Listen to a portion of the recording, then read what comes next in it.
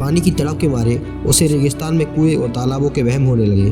वह जब पानी को देखता तो गिरते गिरते वहां तक पहुंचता और पहुंचकर देखता तो पानी गायब हो जाता। उसे अब लगने लगा था कि मैं इस रेगिस्तान में ही प्यासा मर जाऊंगा, पर उसे ईश्वर पर भरोसा भी था कि कोई जादू होगा और मैं बच जाऊंगा। अब वो उस जादू का इंतजार करने लगा। फिर उसे वीरान से रेगिस्तान में एक झोपड़ी दिखाई दी।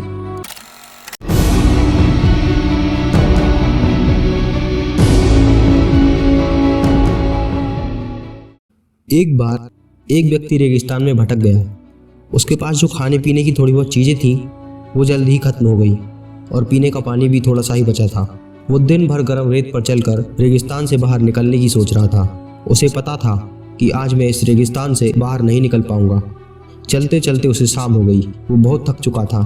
अब उसका पानी भी खत्म हो गया था। शाम होने के कारण रेत ठंडी पड़ चुकी थी। वह उसी रेत पर सो गया।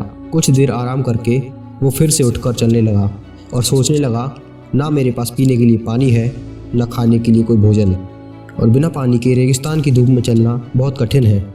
इसलिए मुझे रात की ठंडक में ही इस रेगिस्तान से निकलना होगा। चलते चलते उसे सुबह हो गई। सूरज फिर से चढ़ने लगा, पर वो अभी भी अपनी मंजिल से बहुत दूर था। वह तेजी से अपने पैरों को आगे बढ़ाने लगा। रेत फिर से गर्म होने लगी। रेगिस्तान फिर से धूप से भर गया। अब उसका गला भी सूखने लगा। हाथ में पानी न होने के कारण उसका आत्मविश्वास भी डगमगाने लगा, पर संघर्ष करते हुए वो आगे बढ़ते रहा। अब रेगिस्तान कुछ ही दूर तक था कि इतने में ही उसके शरीर ने उसका साथ छोड़ दिया और वो वहीं पर गिर पड़ा और फिर से नहीं उठ पाया। वह प्यास से तड़प रहा था। ना उसके अगल बगल कोई कुआं था, ना कोई नदी ही थी। उसे वहाँ ना कोई जानवर दिख रहा था, ना कोई इंसान ही था। पानी की तड़प के मारे उसे रेगिस्तान में कुएं और तालाबों के वहम होने लगे। वह जब पानी को देखता तो गिरते गिरते वहां तक पहुंचता और पहुंचकर देखता तो पानी गायब हो जाता। उसे अब लगने लगा था कि मैं इस रेगिस्तान में ही प्यासा मर जाऊंगा, पर उसे ईश्वर पर भरोसा भी था कि कोई जादू होगा और मैं बच जाऊंगा। अब वो उस जादू का इंतजार करने लगा। बहुत देर तक कोई जादू नहीं हुआ। फिर उसे वीरान से रेगिस्तान में एक झोपड़ी दिखाई दी। ये भी उसे एक वहम ही लग रहा था, पर इसके अलावा उसके पास कोई रास्ता भी नहीं था। वो उस झोपड़ी के पास पहुंचता है तो देखता है झोपड़ी बहुत पुरानी है, इसमें कोई नहीं रहता। फिर वो अंदर जाता है तो वो एक हैंडपंप को देखता है। वो खुशी खुशी उसे चलाने लगता है, पर बहुत देर तक चलाने के बाद भी उसमें से एक बूंद भी पानी नहीं निकलता। तो वह समझ जाता है कि हैंडपंप सूख चुका है। थोड़ी देर अगल बगल देखने के बाद उसे वहाँ एक बोतल दिखती है जिसमें थोड़ा बहुत पानी था। वह इस बोतल को उठाता है और उसका ढक्कन खोलने लगता है।